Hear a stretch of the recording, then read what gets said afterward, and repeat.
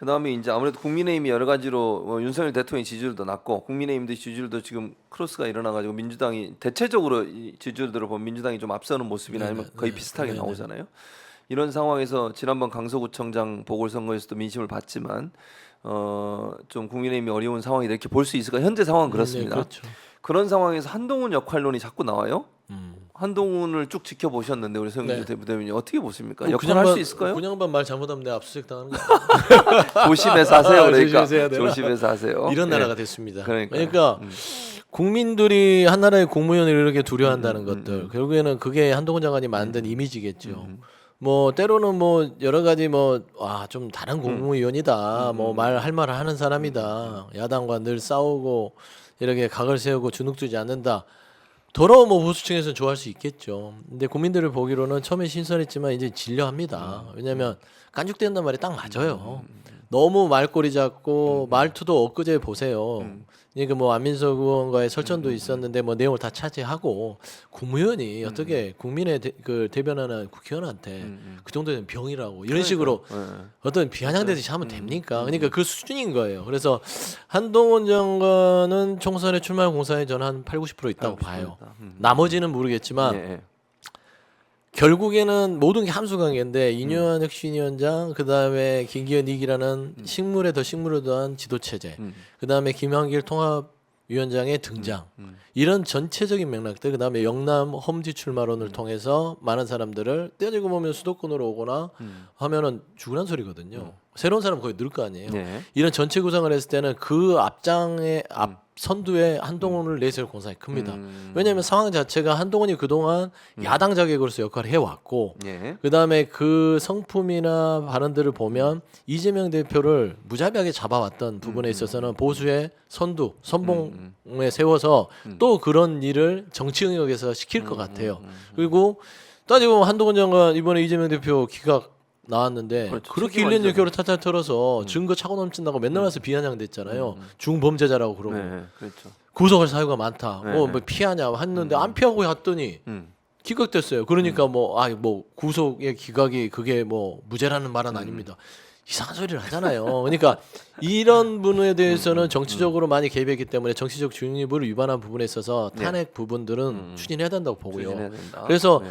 당에서 여당에서 한동훈 장관에 대해서 뭐 이제 말하자면 해임 건의를 하고 그다음에 정책 책임으로 탄핵을 가면 예. 발이 뭉키기 전에 예. 나올 수가 없죠. 왜냐면은 불을 피우면 너구리는 나오게 돼 있거든요.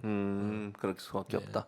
그러니까 출마를 하려고 할 텐데 네. 근데 민주당은 탄핵을 시도해야 된다 이렇게 지금 주장을 하시는 아니 거죠. 그 출마 때문에 탄핵을 하는 건 아니고 네. 그게 좀 쏙 들어가긴 했는데 네. 그 1년 6개월 동안 검찰을 뭐 지휘를 사실상 했다고 봐요. 뭐 본인은 아니다고 하지만 그렇지 않습니까? 네. 그래서 저는 그런 부분에 있어서 발언도 그렇고 행태도 그렇고 정치적 중립을 저는 현재 여겼다고 봐서 이거는 윤석열 대통령이 경질을 하거나 아니면 뭐 교체를 하거나 아니면은 저기 민주당에서 탄핵을 추진해서 정치적 책임을 물어야죠. 근데 예. 기본적으로 사실은 이제 국회에 와서 그 체포 동의안 설명할 때도 그럼요. 디테일하게 피의 사실 공표에 가까운 그럼요. 얘기를 했었고 예.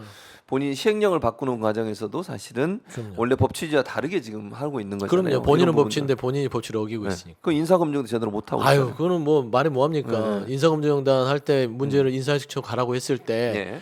이게 인사 검증단을 법무부가 갖고 오면 지난 정부 욕하면서 뭐 투명하게 공개하고 과정들을 전 과정을 굉장히 과학적으로 접근하겠다 했는데 투명합니까? 과학적입니까? 아무것도 안 하고 나중에는 우리는 그냥 자료만 넘기고 그렇죠. 대통령실에서 판단한다. 그럼 그럼 뭐 왜- 하려고 하고 있어요? 그러니까요. 인사실청 줘요. 그러니까요. 제 말이 그 말이에요. 그래서 그냥 제 생각에는 아주 개인적인 생각이지만 용산에서 오다 받고 본인이 통과시킬 사람 통과시켜서 짱하려고 그러는 거예요. 인사혁신청 가면 시스템이 있기 때문에 그렇게 못 하거든. 그러니까.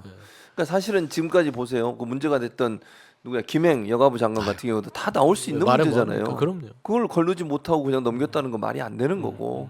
그런 점에서 본다면 그 책임에 대해 자유로울 수 없고 그래서 탄핵을 해야 된다. 이렇게 그럼요. 주장을 하시는 저는 거고. 해야 된다고 봅니다. 지금 뭐, 예. 뭐 그냥 유야무야 됐는데 예. 저는 충분히 뭐 어떤 법적 책임보다는 정치적 책임으로 탄핵도 가능하기 때문에 예. 정치적 책임을 지셔야죠. 왜? 법무부 장관이 정치 영역으로 너무 많이 들어오셨잖아요. 그렇죠. 그러면 그 책임을 져야 되는 거예요. 그러니까 민주당이 자꾸 역풍하면서 막그 고려를 하잖아요. 이거 어차피 역풍이든 네. 순풍이든 네. 바람은 맞아야 되기 때문에 네, 하는 게 네. 맞아요. 그러니까요. 그러니까 역풍을 분다고 걱정을 왜 하냐고요. 뭐 바람 역풍 불지도 않은 거야. 이상민 장관 같은 경우 탄핵해서 역풍 불었어요. 안 불었잖아요. 그러니까 돌아왔어도. 결국에는 이상민 장관 우리가 탄핵해서 네. 유가족들 가슴이 좀 그렇죠. 먹먹하긴 했지만 그래도 일부 시원하게 됐고 네, 네, 네. 그다음에 한동훈 장관도 마찬가지인데 역풍을 어디 역풍을 두려워하는지 모르지만 따지고 보면 해야 될 일을 하는 것들이 저는 솔직히 그게 순리라고 생각해요. 맞습니다. 근데 그렇게 가야 된다고 저도 네, 생각해요. 저도 그렇게 생각합니다. 그런 부분들. 네.